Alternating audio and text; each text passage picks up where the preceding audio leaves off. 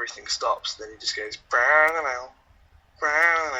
and then bends those notes so far as he's playing them, so they're almost out of tune, and then it goes into that whole thing, and then everyone comes back in with ding, ding, ding, ding, ding, ding, and that's got to be right up there. But I mean, basically, Jimmy Page, in my opinion, is the best guitarist in the world ever. So you could probably name several from him. I'm a big fan of the first solo in Battery by Metallica. I think that's a really, really good solo, really good use of the wah pedal, and just fast in the moment, great. Equally, if we're talking Metallica, you could probably name anything off of Kill 'Em All, and and that's just like, shit hot. Seek and Destroy. Yeah, exactly. I mean, you can't argue with that. Slash is my second all favourite guitarist ever, so there's quite a few of Slash's solos that are up there. But actually, the one that, you're right, there are a lot of underrated ones, like Estranged and things like that. It's a bit of a kind of, everyone would expect it, but I actually think that Sweet Child of Mine is right up there, because that solo, people kind of either remember the melodic bit or the fast bit, but what people tend to forget is that all of that is one thing. There's the whole build-up, which goes on for like a minute before he does the big shreddy bit, and then he's soloing all the way throughout the outro, and all the "where did you go?" He's going wow, wow, wow, and it's just like, yeah, man. Yeah. And that's why that guy's a god. So I don't know how many is that. That's probably nearing 5. That is quite a bit. Now it's funny that you should mention Metallica, because I have always had the discussion, and I'd be interested to bring this to the NMS panel. I mean, we're only going to go into like maybe the first 4 or 5 Metallica albums, but overall, my personal favorite was always Master of Puppets. I concur. That is one of the most perfect albums ever written and recorded, in my opinion. For sure. Yes, I do. I don't think that there is a Metallica album, in my humble opinion, I don't think there is a Metallica album that is better. There's a lot of quality in those other albums, but I think that if you're gonna play a Metallica album to people in school who are learning about Metallica in 25 years, that should probably be the album that we're playing to school children. To be honest, if that happens, I'm going back to school in 25 years. I'm retaking. I agree. I mean, it's not just that it's the best Metallica album, it's one of the best albums ever made. And if you look at Metallica, I'm a big fan of a lot of Metallica, so I would go beyond the first 5 albums. I think Load and Reload are really, really good. S&M is probably the best live album ever released. His vocal on that is perfect, and the way that the band works with the orchestra is perfect. And then they did a load of old shit for 10 years, and I don't know what happened. Although the last one is quite good, to be fair. The one that was released a few weeks ago kind of is starting to get back. Death Magnetic was people going, "Oh, Death Magnetic is like thrash again." It's like, no, it's this really horrible loud noise, and they've gone, we've got 150 guitar riffs that'll make one song. But I like this, some of the stuff people don't. But the thing is, if you look at it, Kill 'Em All is really good, but essentially it's kind of, it's the same format throughout. Ride the Lightning has a little bit more of the progression, and they go almost a little bit proggy in it. If you look at Unjustice for All, it's a pretty good album, but the fact that there's no birthday bass line in there just kind of takes it out. The Black Album has some, again, really well-structured solos. The solo on, what's the Sad But True is brilliant. And Nothing Else Matters is a brilliant tune, and it's a really well-put-together album. But you compare all of them, you can put them all together and compare them to Master of Puppets, and you don't have Master of Puppets. And that's the problem with every Metallica album that isn't Master of Puppets, is that it's not Master of Puppets. I'd be interested, and I got to look it up. I'm not sure who produced Master of Puppets, but I know that, the Black Album had the Bob Rock sound, and Bob Rock continued to produce a bunch of their albums in the future. So it did have more of like, I can hear all the mainstream radio knocking at the door, whereas Master of Puppets was it was such a perfectly placed album. It's like one of those things where just everything came together. I really don't think that there's a more perfect Metallica album in the catalog. Even though I still like, Load and Reload just like you. I definitely agree. Yes, it's one of the best One of the best live albums. Garbage albums. I really like them. Personal opinion. Well, what I'm actually going to do is I'm actually signing up for Columbia House and BMI. Sending all of the Nickelback albums to the review. And I'm sending multiple copies alone. Nolan, Catherine? We got nothing here. Cool. But you're there, and that's the important thing. Yeah, right. We're all back now. We've managed to save there being dead air while we sorted the technical glitch out by talking about guitar solos of Metallica. So we have two more good songs that are Metallica, pre the Black Album, before Lars really became a cokehead and it got really bad and kind of grungy and popular. So let's get to.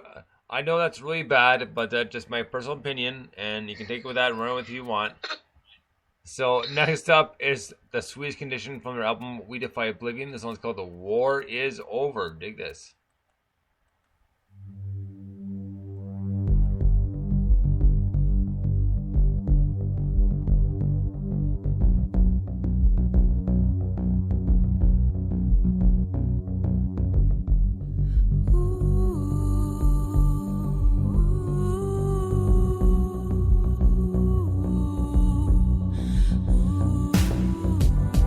The sun is rising, the war is over.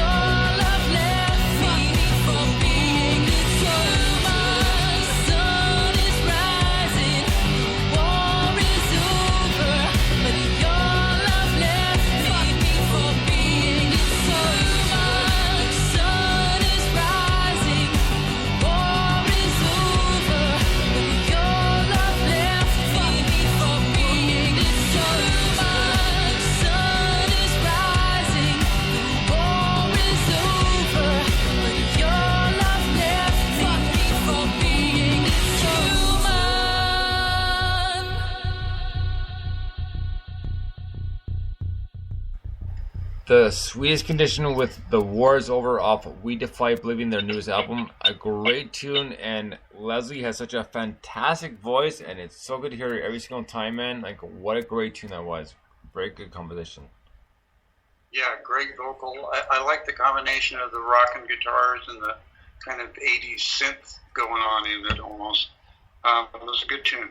Yeah, I mean, it just laid it down so well. And yeah, her vocal is just so powerful and intense. And again, I have to make comparisons. I mean, she's sort of Grace Slick had that same thing, you know, and she doesn't sound like Grace Slick, but there was just such drive and intensity in that vocal. I loved it.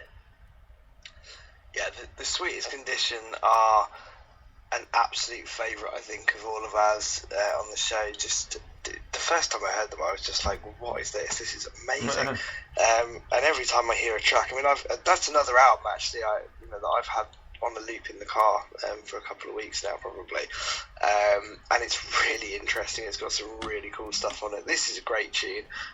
It's nice and heavy. Her vocal, as you say, is brilliant. And just the electronic vibe that goes through I mean, they're essentially an electronic band, but that was quite kind of guitar-y, that track. But it's just brilliant the way they kind of merge those things together and come out with these brilliant tunes. And that's a great example of what that album's all about. Absolutely. You know, I always totally geek out over the Sweetest Condition because I just think that they're one of the best bands that I've discovered on NMS. They're just absolutely fantastic. And, you know, the production quality is always spot on. The vocals are always spot on. The actual music itself is always such great content. Now, the funny thing is that I got the We Defy Oblivion album, and as I'm listening to this, I'm like, you are not on the We Defy Oblivion album, because I do have that album ingrained in my head, usually front to back. So I had to actually go into the library and I see this track was not from the We Defy Oblivion album.